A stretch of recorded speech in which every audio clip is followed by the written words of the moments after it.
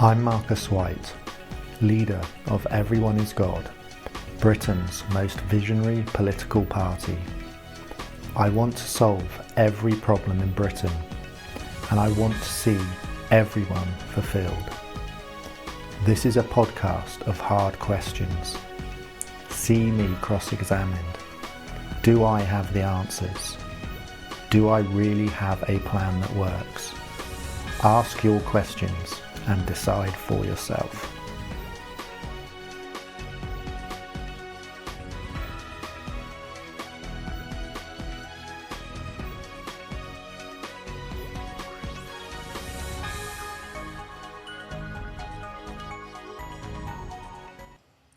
Welcome back, ladies and gentlemen. Welcome back to the Everyone is God political podcasts. A bit of a tongue twister, that one, Marcus. Do you know where I've done so many podcasts? Sometimes just saying different ones. You know, you get into I think you get into that muscle memory, and then you sort of, it can throw you off a little bit. But Marcus, how are we doing today? We were just talking about the weather. We were about to start, and then we slightly made a little error, but we're back now, guys.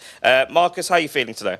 I'm really good. I'm looking forward to all your questions, and I hope, we can engage with some people from the public and take those difficult questions.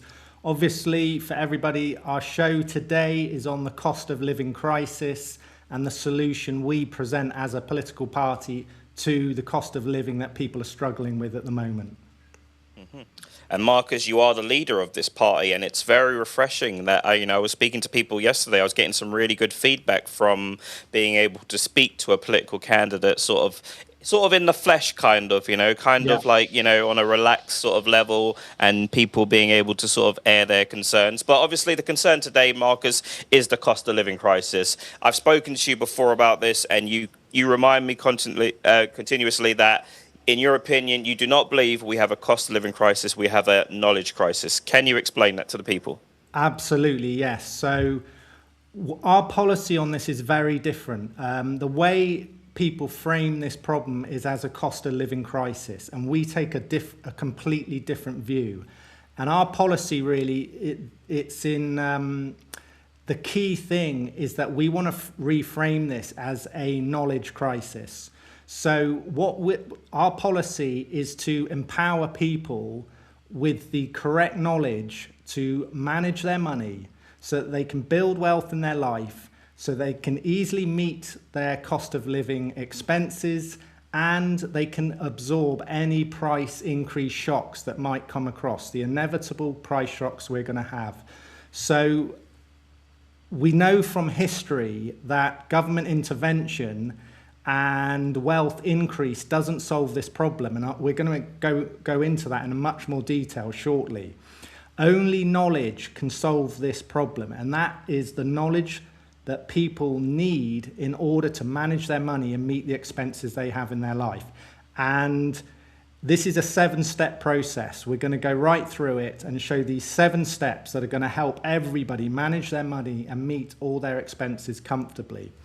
Yeah. And I know our policy is not going to be popular at first, but this is the truth, and it's the only thing that's going to solve this problem. And I hope by the end of this podcast, everybody will see why it's the only way we will solve this problem with knowledge, not government intervention or wealth increase. And, this is why I'm quite happy. I will always speak the truth to the British people, even if it's not popular.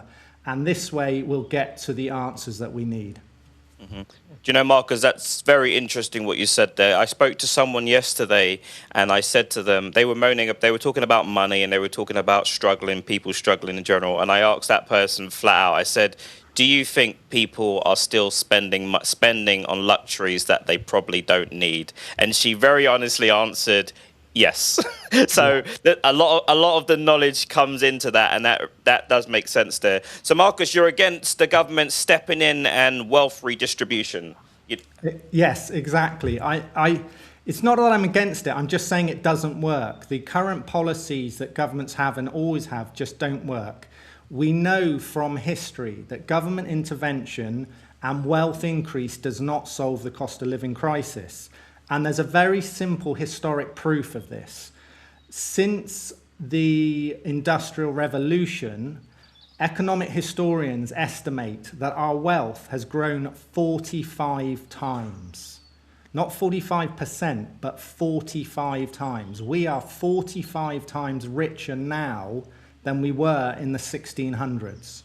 And back then, the country met their cost of living expenses. So if we're 45 times richer now, why do we have a cost of living crisis? So the answer is that people's expectations and spending always outgrow the historic increases, the massive increases in wealth that we've had. And this simply proves that increasing wealth and government intervention doesn't solve the problem. It's only through people managing their money that we can actually solve this problem. And, you know, this is what we're about as a party. Once people learn how to manage their money and the power of investment, then this problem can be finally solved. Okay, I hear that. So, you know, what about people that say, look, the government, they keep getting involved in wars, inflation, all these types of things that can have like a drastic sort of, you know, it has drastic effects on the common man. Like, you know, we're just looking at petrol prices right now, you know, these wars abroad and stuff. So what about people saying, look, we didn't ask to go for any of these wars. You know, you've created all these wars and now it's costing us money. So history proves there will always be price increase shocks. Anybody who thinks they can go through their life without seeing price increase shocks is just not learning from history. The only way you won't see price increase shocks is if magically we resolved everything in the world, everything's peaceful, you've got no dictators or no geopolitical events happening that affect prices, and this is completely naive. So part of our education and our policy is to be absolutely clear with everybody. Price shocks will happen. At some point in your life, price shocks will happen, and history absolutely proves this. So governments cannot solve that. The British government did not choose to invade Ukraine or Iran. These things happen, and we've got to be prepared for it. So again, this is our policy of building this knowledge into everybody and into education, so everybody's expecting price shocks and they're prepared for it. Marcus, I'd say to you, where were you 20 years ago, Marcus? Like, if you would have given us this information, if this information was regularly available, if it was put into government policy, like into policy about, you know, preparing for, like, you know, events that could happen, like, you know, managing money. We talk about compound interest recently as well. You know, these kind of things would have been great if they were put in practice, you know, that, like, back in the day, 20 years ago, let's just say, then maybe people would have like something to fall back on today. Exactly. And, you know, this policy is a long-term policy. People can't expect to fix their financial situation quickly. It's a lifelong mission, and it's a skill that needs to be learned and practiced over many years. And in that way, you put yourself in very strong financial positions as you move into adulthood, and you can manage all the price increases and the bills that you have. And as you know, we're going to go right through this step by step today. Yeah. Well, you say knowledge is the only way to solve this, and you say you have a 7-step plan to go through it. I'm fascinated to hear it, Marcus. Okay, well, let's go through the 7-step plan that we have in our policy. So the first thing is analysis of your income and your expenditure. And many people, they're not actually aware of how much money they're earning, particularly if they're self-employed. I mean, employed people generally know what their salary is, but some people aren't fully aware of what they're earning. And then an analysis of outgoings. And the key thing here is awareness. You need to be aware of where all your money's going. And if you go on our website, you'll see all this written out. And you need to categorize your expenses into different categories. And the key thing is to notice those things that you spend money on which are non-essential and those that are essential. And you go right through it and you put everything into these categories, and then you have to really be it takes a lot of bravery, to be honest, and put them into the right categories. So that's the first step, is literally just analysing your expenditure and seeing which are essential expenses and which are non-essential. Now, the second step is, once you've got your expenses in those categories, is cost cutting. And the brutal truth is, all your non-essential costs, things like holidays, entertainment, drinking, smoking, going out, clubbing, jewelry, expensive phones, all these things we spend money on that we don't have to spend that money. All of those things, those costs in each person's life, can be eliminated immediately. And this is where it gets brutal, but this is where you need bravery. So straight away, that group of costs, you've got a choice whether you spend money on that or not, and you can stop immediately. And we encourage people to review that and decide how far they want to go with this process. Then the essential costs like food, accommodation, electricity, gas, etc., you look at ways of reducing those costs. Can you move to a smaller home? Can you drive a different car that's cheaper to run, or even sell your car and use public transport? We all need transport. It's an essential cost. So the non-essential costs, you have to look at minimizing them. Yep. So that's the second step. The third step is look at ways of increasing your income. And you can work longer hours, you can do a sideline, maybe start a small business, maybe sell things on eBay or whatever. There's endless opportunities, if people want to earn a bit more money, to help themselves out of a hole. And I know this is tough. People don't want to hear this, but the government cannot solve all these individual problems. There isn't the money to be paying everybody to solve their cost of living crisis. So that's the next step. Then, step 4, save money. We would suggest that people structure their life to be able to save a minimum of 15% of their income and invest that money in index tracking stocks or shares or property or something like that has a very steady return. Now, I want to put this into some perspective. So, non-essential costs like drinking. Imagine you drink, you go to the pub a couple of nights a week and you have a meal out every week. So, let's say you reduced your drinking by 4 pints a week. How much do you think that would save you a year? Just reducing your drinking by 4 pints a week. 4 pints a week. What's that? That's, the average price is about £5 a pint. No, maybe 6. I'm working on £5 a pint. Let's say 5 then. So that's £20 a week you save. Exactly. £20 a week, £80 a month, 800, 900, about £960 a year you save. Yeah, you're close. It's £1,040. Okay. So look, just reducing your drinking by 4 pints a week is going to give you a sum of £1,040 every year to invest. So this, even these small changes start to actually rack up quite a bit of money.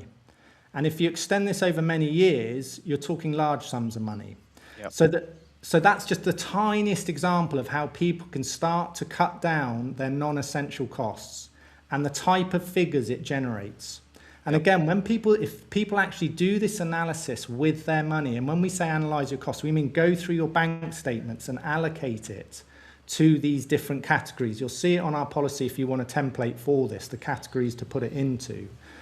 You'll start to see how much leeway you have in reducing your costs and how those figures build up.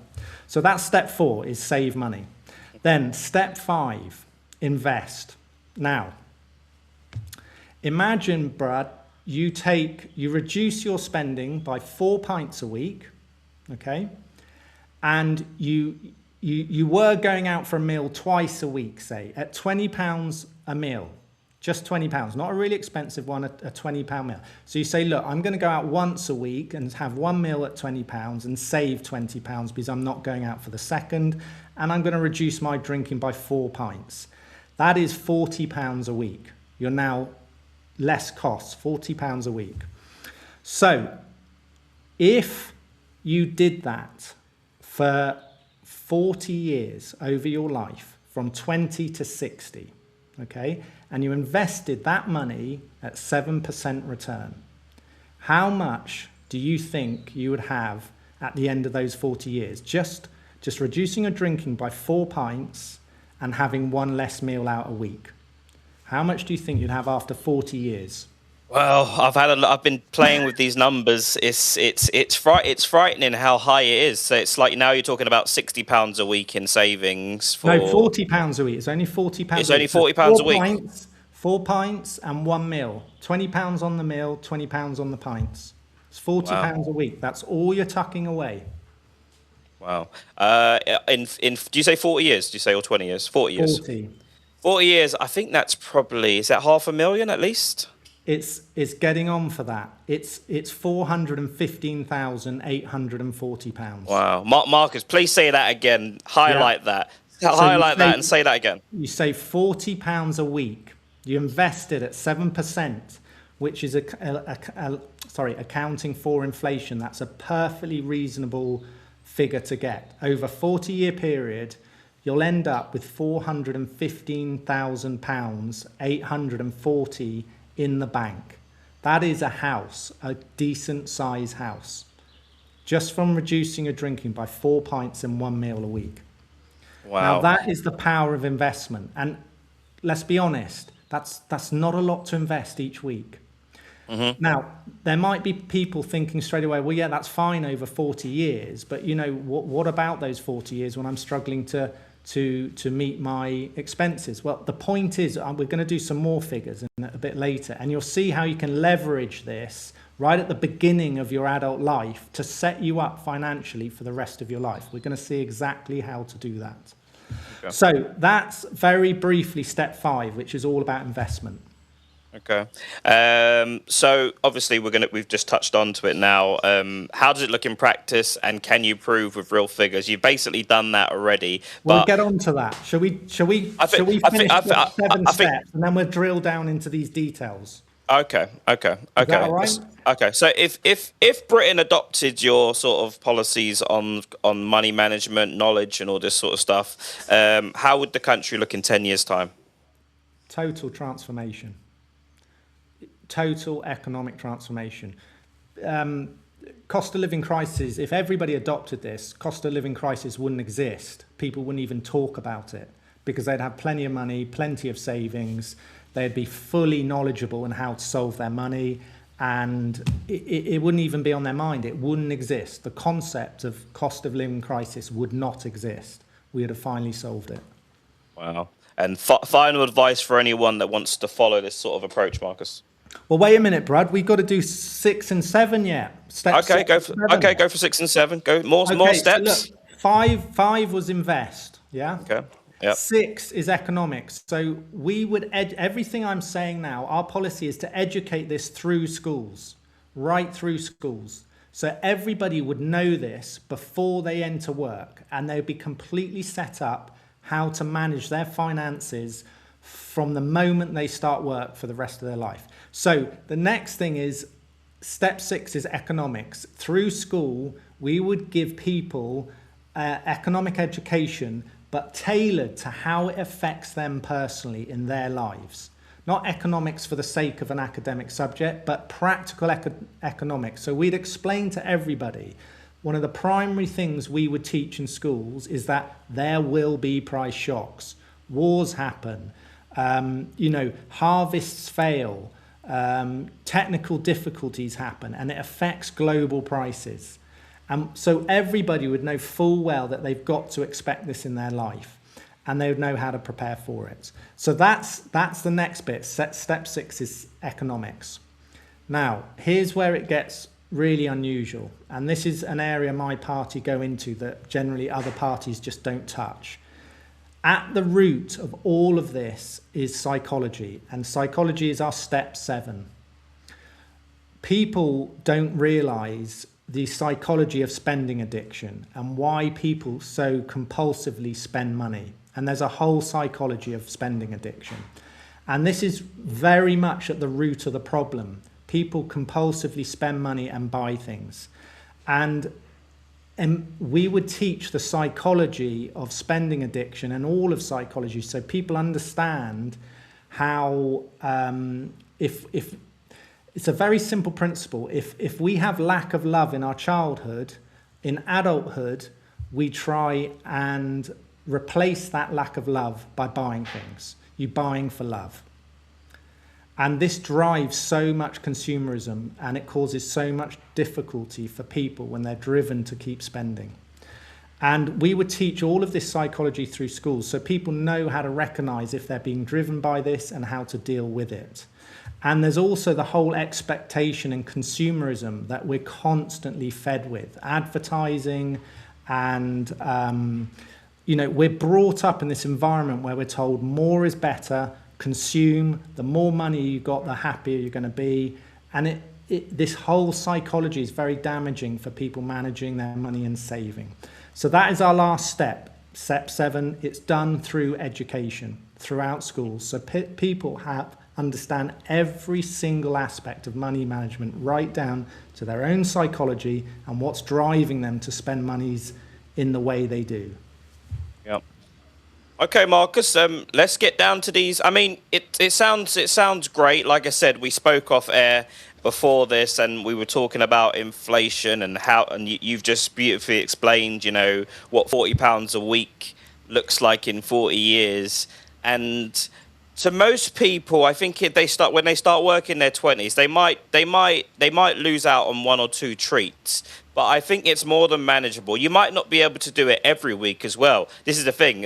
Am I right with these ISAs as well, Marcus, that obviously should you fall on hardship and you've got 100 grand in there, you can nip a bit out or something like that at that time? Am I right or am I wrong there? You are, yes. You can pull money out of ISAs. Depending on, there's a government scheme where you put money into an ISA, 4,000. I think it's up to 4,000 a year. You have to check this out online, but they add 25% on top of that for first house buying.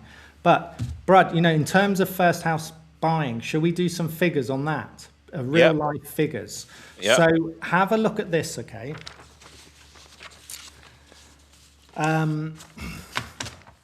Now, bear with me. Let me just get my notes up. So imagine, okay, somebody starts work at 18 years old and they work full time and they are aiming to buy a house when they're 25 years old. And they earn minimum wage over this period of time from 18 to 25 years old, okay? So that minimum wage averaged over that time period is something around about £11.90 an hour. So that's what they're earning. And on that wage, you're earning 476 each week. Okay? Yep. Now, imagine, let's say they choose to live with their parents and they keeping their costs lower because of that. And they invest half of their total income at 7%. So they're investing £238 a week into an investment over a 7-year period, okay? Just 7 years, up to the age of 25 when they're going to buy that house. What sum of money do you think they're going to have after that 7 years at 25 years old? I don't know, Marcus. I'm flabbergasted. So, at 7%, the figure's 107,000. Repeat that again, Marcus. Just repeat that. 107,000. But what would they have to do? Just say that to start from right to the beginning with that. They work on minimum wage from 18 to 25. They live at home with their parents and they save half of that. They'll have 107,000 in their bank account at 25 years old from minimum wage. Wow, that's impressive. And people will say, this is impossible. You can't save money in this day and age. But I mean, when you use that perspective and you say, at 18, working minimum wage, if you save half your money, if you sacrifice a lot of people that I know that did sacrifice, were really scrutinized every single penny, they ended up with a lot more money to invest and put money down for a mortgage. But where some of us, are most of us, we get paid straight away 18. We want to go on holidays. We want to go partying, and it's a very small sacrifice. It is a really small sacrifice. If you think about 18 to 25, that's 7 years. That's not a lot of time out of and then after that 7 years, you've got 100 odd grand. That's really good. And, you might have to sacrifice for 7 years, but 7 years will go by in the blink of an eye. And you're 25, you've got 100K. And, we are very blessed to have someone that has the knowledge, guys, that's in here and sharing it. Yes, we will get to the parts where we talk about people that haven't done that and the options and the things that are available for them. But for anyone now 18 years old, working hard, living with their parents, if they follow your example, they will have £100,000 by the time they're 25. That is the deposit for the mortgage. 107,000. Over. So, we need to get this thing out there to as many people as possible. Exactly. This is vital. And why, Marcus? Why do you think this wasn't taught in school? Why do you think? Why is it only rich kids that were taught this? And Rich kids aren't taught this, Brad. Look, I was privately educated. Zero education on this. The people I know in other private schools, zero education. State schools, zero education. Our education policy teaches all of these things. Everything you need to know about adult life. What do we struggle with? We struggle with money. We struggle with family, parenting, careers, things like that. Our education system, relationships, challenges in life. All of our education system will cover all of these things. That's what education should do, and this is precisely our education policy. We would radically change education so people are fully prepared for adult life and they know exactly what they're doing, how to achieve what they want, and the precise ways they can do it. That's just, honestly, I'm flabbergasted by all this, Marcus. It's really, really fascinating stuff. And it, like I said, Claire, if you do want to come up and put any concerns to Marcus is dying to take some questions from Brad, some real people. Just hold on. I'd love to speak to Claire in a minute, and let's do that. But let's just finish this story because we're sort of only at the beginning of it. Okay? Are you telling me this gets better than the 100 grand? Okay, here we go. And it also gets tough because look, so here's a better bit. So we talked about, say it's a young chap who's saved over 7 years, he's got 107,000 in the bank. Now, if everybody's educated to do that, when he meets his partner, she will have also done that. So she's going to have 107,000. So now they want to buy a house together at 25 years old. They've got almost £215,000. They can buy a house outright at 25 years old just by saving half their money and living with their parents for 7 years. Wow. Now, this is where it gets better, okay? Because they now are mortgage free at 25. Generally, people pay their mortgages. So now at 25, they buy their house outright. They can afford an entire mortgage to invest and keep investing what they would have spent on a mortgage. So now they're saving even faster. And in another 7 years, they can easily have, if there's two of them, they're going to have another £214,000 in 7 years. And they can invest that in another house and rent it out, or they can buy a bigger house. And it just keeps going like this and building. When you apply this system, and there's nothing clever about it, if you apply it correctly, you are basically guaranteed to be a millionaire minimum. And really, if you do it properly, you'll be a multi-millionaire at the age of retirement. Without stress. This is a far less stressful way of living. So Marcus, you're actually saying that people on minimum wage, should they make the right sacrifices and they all sort of, they follow your advice, follow your steps, they will be millionaires by the time they are in their retirement age.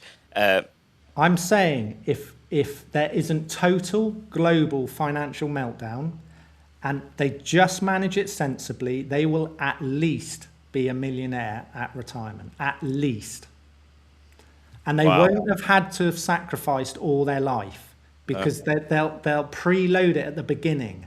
They'll Yep. start at the age of 18 with the knowledge we will give them through schooling. Everybody will have it. And that is where they really start to build wealth from 18 years old. And it starts to pay off very quickly and reduce the financial pressure off them, even at the age of 25. So, Marcus, can I be annoying, Marcus? Can I ask you just to explain it from the 18 to 25 perspective, because I feel like that needs to hit home to people, and just explain exactly where they would do it and how they would do it, just from start to finish. So you're speaking to an 18-year-old boy right now that's working. What do you say to him? So what I say to him is, you've got a choice, okay? You can go out partying every night. You can go and, buy clothes and cars and whatever you want, or you can rein in your spending a bit. You don't have to stop everything, but you save a considerable portion of your wealth, and you will start to build large sums of money for investing, which you can then buy a house and create a platform in your life to do whatever you want. Wow. And this is not people earning 50,000, 60,000. No, This is people earning minimum wage and maybe living at their home, and maybe you just have to sacrifice. So Marcus, am I right in saying that it doesn't necessarily, because unfortunately now we're in an economic crisis. Well, we're in a knowledge crisis now that Marcus has explained it to me a little bit.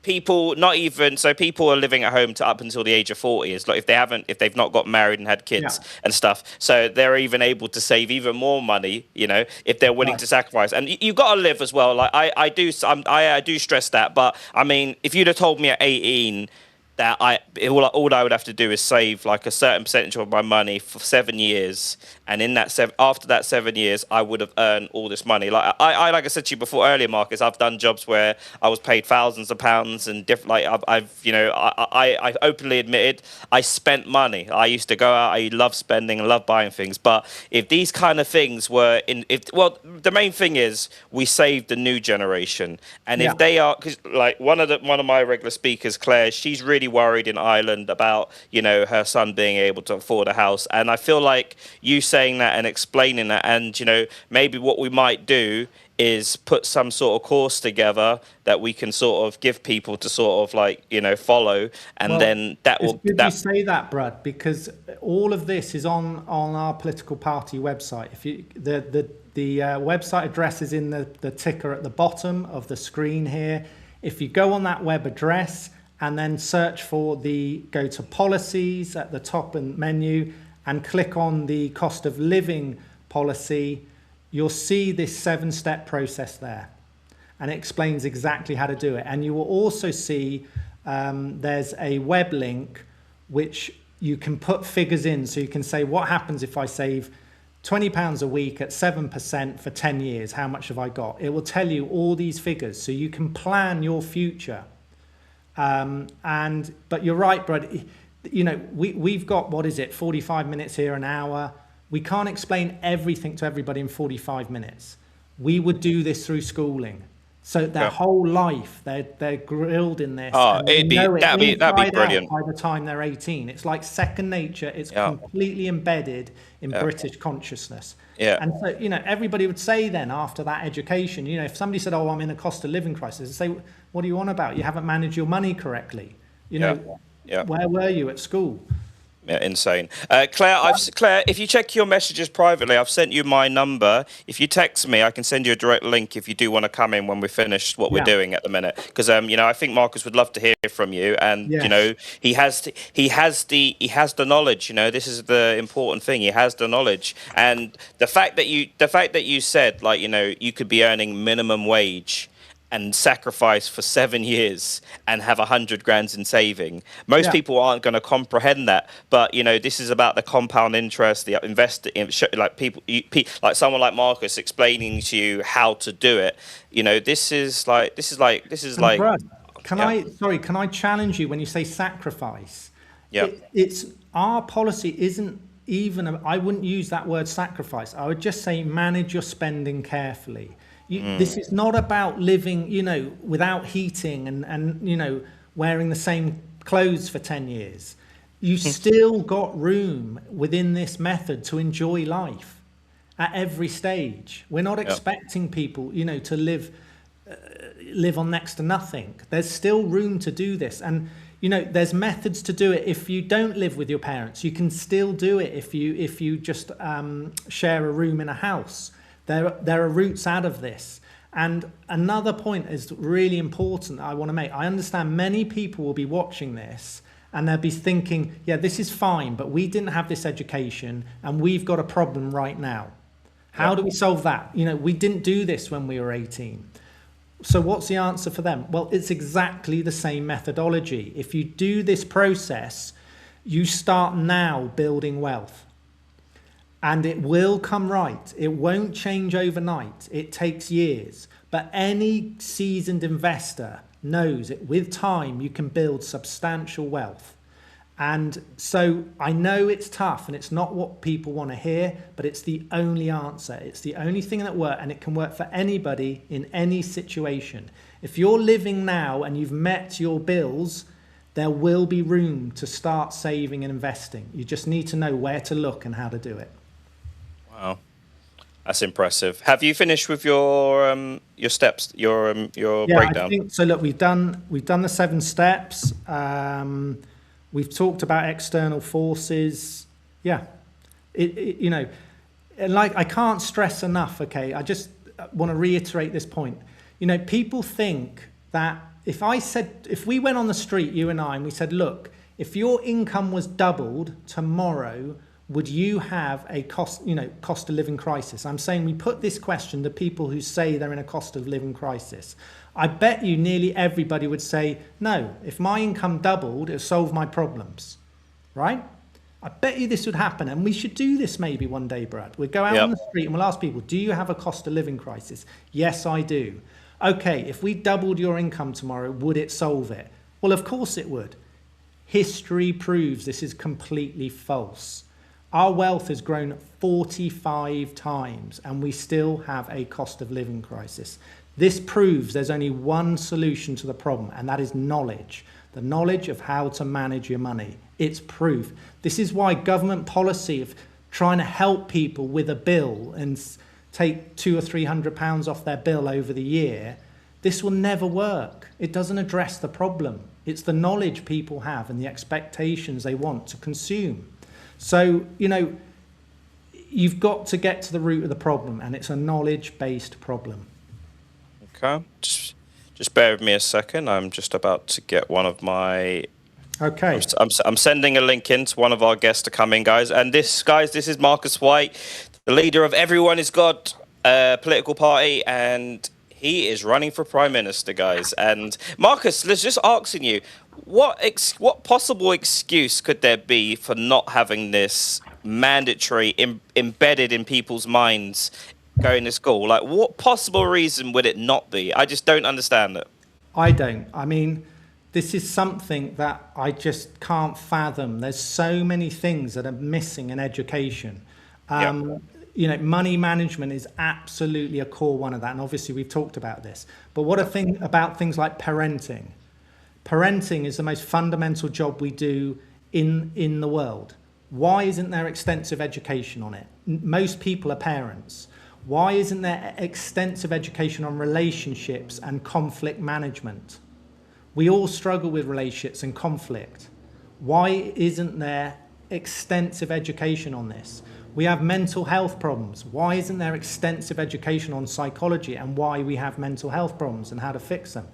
My party deals with all of this. This is exactly how we're structured. We look at the problems we have and we say, how do you solve them? How do you equip people to know exactly what the solutions are to all the problems we have in life? This is why we say our mission, empower everyone, solve everything, fulfill every dream. It's simple stuff. Why isn't it taught? Okay, Marcus, we have a live speaker on. She's going to come on. We have Claire. I don't have to tell you. We have simple rules on here. We just polite and friendly, and we try to look at resolution here, not conflict. Yes. Hello, Absolutely. Hiya, Claire. Marcus. It's Lovely lovely to to meet meet you. you. And yourself, and yourself. I was listening to you the other day. I think it was Tuesday on Bradseed's Live, and yeah, like myself and Bradseed and Kitty was talking about it, saying, why weren't we taught this in school? Like, I went to school in England. I've got an English accent, but I was born in Ireland, and I'm now living in Ireland. Yeah. But we were never ever taught any of this. And I think, there's a lot of people now my age in their 40s that I was very lucky. I bought my house at the age of 20, moved over to Ireland. Fantastic. But now I'm struggling big Okay. time. Yes. Lack of jobs, obviously, the cost of living crisis, fuel crisis, minimum wage, money's not going up here. And there is an awful lot of people losing their homes here, me included. Really? My mortgage got sold out by the Bank of Ireland over here in Ireland, and it's now with a vulture fund. So Is your house being repossessed? not yet. No. I'm able to make the payments, but I just don't own the house. Obviously, no one does until they've actually paid it completely. But these vulture funds that are coming into Ireland are literally buying up property, getting us out of our houses. And we're very, very worried. I've been living here in this house for nearly 25 years. Yeah. So it's a Really? big worry. We don't have surplus here in Ireland. Like, the cost of living over here is way, way more than the UK. I don't know if you're aware of that, but it's very, very expensive here in Ireland. Even though we are one of the highest in the EU bringing money in, we're not Yes, I seeing it know. trickling You are. down. Yeah. Yeah. Yeah. So we're buggered here now if we've got property in Ireland, because now we can afford the mortgage, but we can't afford to live. We're literally choosing between heating and eating. We don't have surplus here. We can't put it away for savings, especially if we've got families here as well. We've had to go down to one car here in the house. And I'm a carer, so I'm going out to the community. I can't even afford to go out and actually look after my clients. So it's getting to that stage here now in Ireland, and I'm not the only one. There's an awful lot of us here that are in the same boat. And, I feel like we're not getting forgotten about. That's our elderly here, unfortunately, getting forgotten about. But, being the age of 44, it's very difficult now to get savings going. Now I've got to worry about pension. Claire, do you mind me asking? What you said you bought your house? Did you save over a period of time? Then did you? So you just kept the money in your bank? Then did you? Yeah, yeah. How does it? Sorry, Claire. I wanted to just jump on this because how does it feel now knowing that instead of just saving all that money, and there will be a lot of people that think they're doing right, keeping their money under the mattress, saving for a mortgage. Like Marcus is basically telling you the money you saved to put your house down to put a deposit down to get your mortgage, that could have possibly been worth anywhere between 100 and 200,000 pounds, like even more, depending on how much you put down, and then would have given you much more options. Like, don't you just want to just grab the government somewhere and say, why aren't you telling us these things? Like, why is this hidden information? Yeah, I think so. I think like being at the age that we are now, and we're like an ISA, what? Like savings? What? Like stocks and shares? Like, I was very lucky. My nan and granddad, I probably bestowed in us as grandchildren. You save half, you spend half. Yeah, and I'd say Marcus probably agrees with that. Yeah, you save absolutely. half, you spend half. Look, you're not saying that you've got to be a hermit and stay indoors at your mum and dad's and not go out. That you need to have a life as well, but you have to manage your money. And I have always been very careful financially with my money, but it's getting to the stage now. I don't have a rainy day fund like I used to have. We're living paycheck to paycheck here. My partner's working full time, 40 hours a week, bringing home roughly €500 a week. I'm part-time, I'm a carer, going out in the evenings. As I said, we can only afford one car. So it's been a real nightmare here, just trying to juggle. We are trying everything we can to upskill, cross-skill, to try and get more money. But then, it's... Marcus, what would you say to someone like Claire in this sort of situation? Claire, thank you so much for being so honest and sharing your position with us. And you're okay. It's straight away. I'm thinking, okay, it seems like you've done all the right things. So why are you in this position now? And you say your husband's working full time. Yeah. And you bought a house when you were 20. Did you have a mortgage then? I did. I still have a mortgage now. I've got about 60 grand left to pay off the mortgage. Okay, so you haven't got a large mortgage. So No. Claire, it's very difficult without going right through all your expenses exactly to see me, but what I'm thinking straight away is there must be something in there that isn't quite working and needs adjusting. From what you've told me, you should be in a strong financial position. Should be. And, without this process that we've got online, you literally have to go through your entire bank statement for a year and start analysing all your costs. And my overwhelming feeling is if we did that, we would start to find some breathing space in there for you, especially because you've got a husband who's working full time, you're working, you shouldn't have a problem. And now I know this is easy to say, but I think if we went through the expenses, we would start to see some leeway in there somewhere. It's not adding up to me. These figures aren't adding up in my head. You see, the problem is probably 10 years ago, I worked for Indeed, the job recruitment company up in Dublin. Very good wage, over 50 grand a year, was making a fortune, getting my bonuses, all great, all good. Ended up having my child. We don't live in Dublin. We live in slap bang in the middle of Ireland. Yeah. So it was taking me 5.5 hours travel a day to go to work. And, unfortunately for me, not unfortunately for me, but my son's life comes before any job. Sorry. Yeah. So I've had to change my career. I'm now a carer. You know yourself, it's the same in the UK. We are on minimum wage. We're on a 0-hour contract, and we're not on a 40-hour full-time contract. We might only be on 12, 15 hours a week. Yeah. So it is posing a problem because now our HSC, which is your NHS, have now put a fetus, have put a delay on anyone applying for jobs within the HSC now for 2 years. So there's no way of getting a pay increase. I can't make any more money that I'm on at the minute. I'm on about €17 an hour. And then you've got to put your fuel in the car to get to these clients' houses. I've only just recently qualified. My partner's trying to get a truck license so he can get a better job. I'm trying to qualify to get nursing. We are trying to educate. Sorry, Claire. You were earning 50 grand a year at some stage. You've had a mortgage. Like, if you were to look back now, would you say maybe you were living a little bit more, spending a bit more, let's just say, because 50 grand a year is a lot of money. Yeah. It's a lot of money. To be like that seems, and to have collateral down. Is there no option of remortgaging or something like that? And then is there no option for doing anything? Not while the Vulture Fund has a hold on my mortgage. No, and the only reason why this Vulture funds aren't in the UK, you'd have to Google them to see what they're doing over here in Ireland. But I was in financial issues like everyone else. I unfortunately got vaccine injured from the COVID-19 vaccine, and that's why we weren't able to pay my mortgage. Hence why it went to the Vulture Fund. So.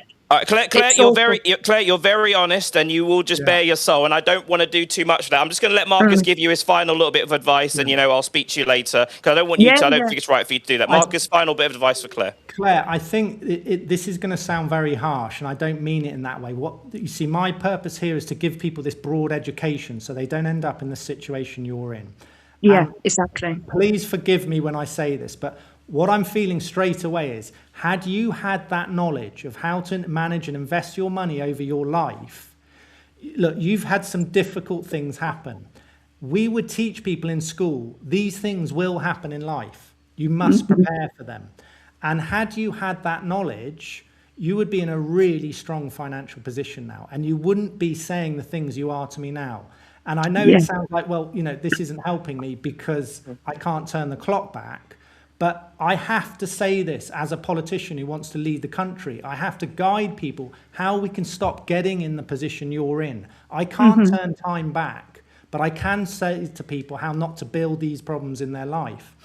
But I still say this, Claire, I believe if we looked at all your figures, I think we could find something that would help in there where you can start to adjust your lifestyle and start climbing out of this hole you're in. And like I said, with the knowledge, if you had the knowledge, Claire, from what you've told me, you would be a millionaire by now. I know. I'm going crazy over it, Claire. I'm going crazy over it. Do you know how much money I used to spend? I'm sorry to say it, but it's basic knowledge, And I know. everybody. It's shocking. It's not. It's shocking that. It's shocking Claire? that we weren't aware of it or even Oh did our no. own research. But I want to do it now for my son. You know, You have he's Yeah, to. only This is what I 9. was thinking. exactly. This is exactly what I was Yeah, thinking about, Claire. Just Yeah, for you, because you're yeah, very skeptical and stuff. But yeah. Claire, thank you very much for coming yeah. in and Thank you joining us. so And much, Claire, for being it's brave and always an honour to sharing. speak to you. But I don't want you to bare your whole soul. And I know what you're like. You're too honest. I'll speak to you later on the Kitty Show. I On the think. Lads and Kitty Thank you Bye, Show. so much, Claire. Thank Speak you. to you Marcus, later. Thank and the you. best of luck. The best of Okay, luck. and to you as well. All See you right. later. See you later. I'll get rid of Claire. The lovely Claire, guys. Give Yeah, her give her a round of applause. But yeah, Marcus, honestly, it's a kick in the teeth. It's a real kick in the teeth when you hear about these things, what you could have had and what you could have been making. Marcus, would you like to wrap it up for us and final message to the people?